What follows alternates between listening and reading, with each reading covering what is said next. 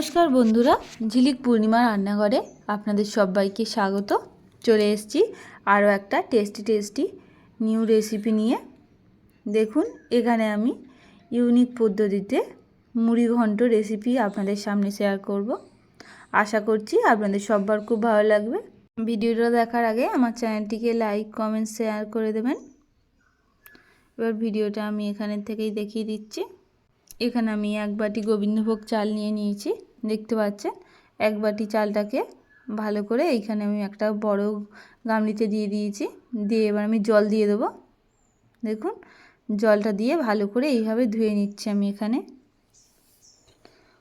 ভালো করে জলটাকে ধুয়ে চালটা পরিষ্কার করে জলটা ফেলে দিতে হবে। দেওয়ার পরে আবার খানিকটা আমি জল দিয়ে দিলাম। জলটাকে দিয়ে এবার এই চালটাকে আমি এবার ভিজিয়ে রেখে দেব। চালটা ভিজে রাখছি। এবার দেখুন, এখানে এবার আমি মাছের মাথা নিয়ে নিয়েছি, দেখতে পাচ্ছেন। এখানে মাছের মাথা আমি এখানে চেলা করা মাছের মাথা নিয়ে নিয়েছি, রুই মাছের মাথা। আমি পরিমাণ মতো লবণ দিয়ে দিলাম, হলুদের গুঁড়ো পরিমাণ মতো, লঙ্কার গুঁড়ো পরিমাণ মতো দিয়ে ভালো করে মাছটাকে আমি এখানে মিক্সড করে নিচ্ছি। দেখুন, মাছে ভালো করে নুন হলুদটা মিশিয়ে নিতে হবে।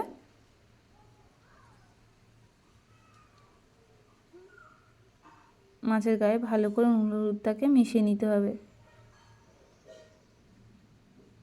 এখানে আমার মিক্সড করা হয়ে গেছে। এখানে আমি আগে থেকে আলু কেটে রেখেছিলাম, চৌকো চৌকো করে আলু কেটে রেখেছিলাম, পেঁয়াজ কুচিয়ে রেখেছি, টমেটো কুচি, আদা বাটা, রসুন বাটা এখানে আমি রেখে দিয়েছি। দেওয়ার পরে কড়াইতে এবার আমি তেল বসিয়ে দেব। দেখুন, কড়াইতে আমি সর্ষের তেল দিয়ে দিচ্ছি।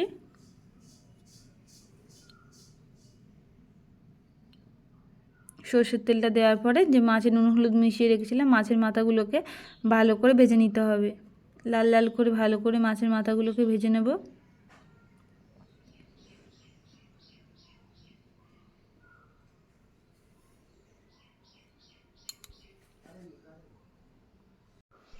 দেখুন, এখানে আমার মাছের মাথাগুলো ভাজা হয়ে গেছে। মাছের মাথাগুলোকে একটা একটা করে তুলে নিচ্ছি আমি এখানে।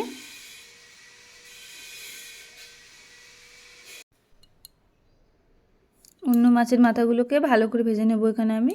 দেখুন, এখানে আমার সব মাছের মাথাগুলো ভাজা হয়ে গেছে। এবার ওই তেলের ভিতরে আমি আলুগুলোকে দিয়ে ভালো করে আলুগুলোকে ভেজে নেব। দেখুন, আলুগুলোকে দিয়ে দিয়েছি, দিয়ে আলুগুলোকে ভালো করে লাল লাল করে ভেজে নেব।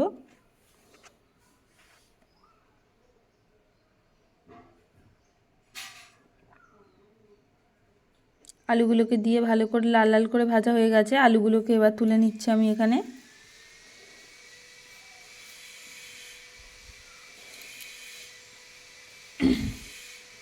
এখানে আমি আলুগুলোকে সব আলুগুলো কড়া থেকে তুলে নেব এখানে আমি।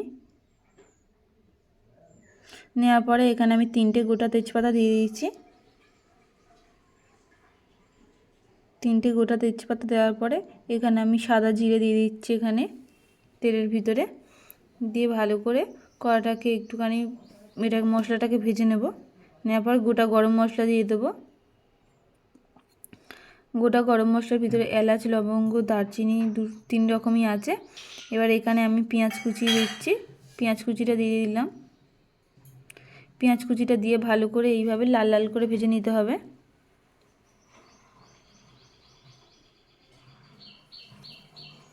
পেঁয়াজ কুচিটাকে দিয়ে ভালো করে লাল লাল করে ভেজে নিচ্ছি এখানে আমি।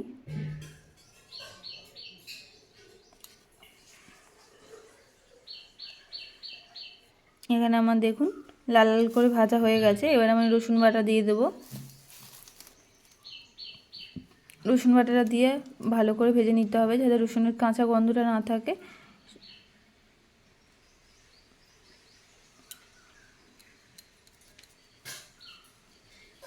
ভালো করে ভেজে নিচ্ছি এখানে আমি।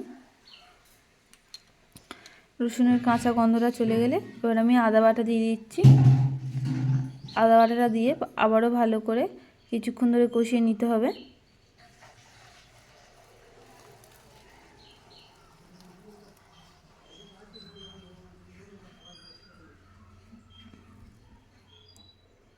এইভাবে ভালো করে কষিয়ে নিচ্ছি আমি।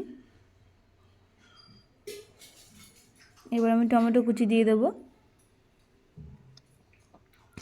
টমেটো কুচিটা দিয়ে আবারও কিছুক্ষণ ধরে মশলাটাকে ভালো করে কষিয়ে নিতে হবে। মশলাটাকে ভালো করে ভেজে নিচ্ছি এখানে আমি। দেখুন এবার আমি পরিমাণ মতো লবণ দিয়ে দিচ্ছি। পরিমাণ মতো লবণ দিয়ে ভালো করে এটাকে মিক্সড করে নিচ্ছি।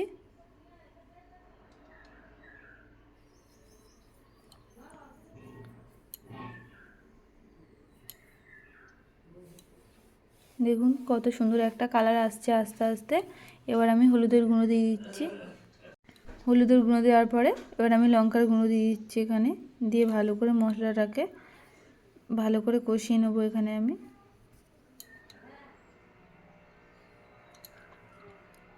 দেখুন এখানে আমি ভালো করে মশলাটাকে কষিয়ে নিচ্ছি। মশলাটাকে ভালো করে কষিয়ে নিতে হবে এখানে। তারপরে ধনের গুঁড়ো দিয়ে দিলাম উপর থেকে আমি।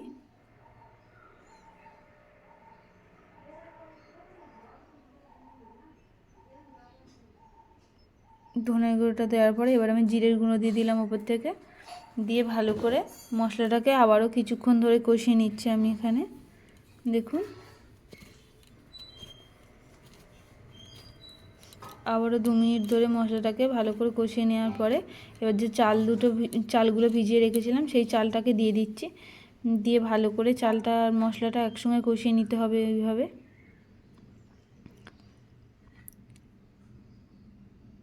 এইভাবে ব্যালেন্স করে ভালো করে কষিয়ে নিতে হবে। অনেকক্ষণ কষানোর পরে দেখুন তেল ছেড়ে দিয়েছে। এবার আগে থেকে ভেজে রাখা আলুগুলোকে দিয়ে দেবো।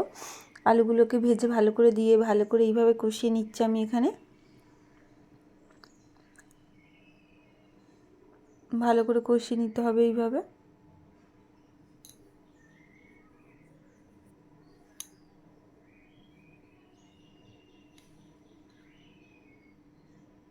এখানে আমার কষানো হয়ে গেছে।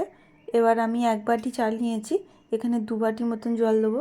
ওই ভিডিওটা আমার এখানে স্কিপ হয়ে গেছে, তাই আমি এখানে আপনারা পরিমাণ মতো 2 বাটি জল দিয়ে দেবেন। দিয়ে ঢাকা দিয়ে 15 মিনিট রাখার পর 15 মিনিট পরে খোলার পরে একবার চালটাকে ভালো করে নেড়ে দিতে হবে। দেখুন এইভাবে আস্তে আস্তে এইভাবে নেড়ে আমি আবারও ঢাকা দিয়ে দেবো। দেখুন ওপর থেকে চিনি দিয়ে দিচ্ছি, ব্যালেন্সের জন্য চিনি দিয়ে দিচ্ছি। দেখতে পাচ্ছেন কালারটা কত সুন্দর একটা কালার এসছে।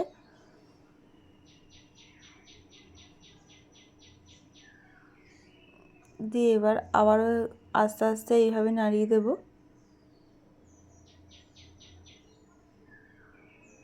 দেখুন এখানে আমার ভাতটাও হয়ে গেছে, রেডি হয়ে গেছে এখানে আমার ভাতটা। এর উপর থেকে একটু ঘি ছড়িয়ে দেব।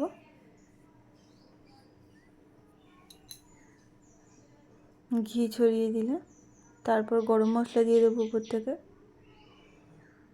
দিয়ে এবার এই রেসিপিটা আপনাদের পরিবারে বৃষ্টির দিনের দুপুরে এই রেসিপিটা পরিবারের সবাইকে খাওয়াবেন।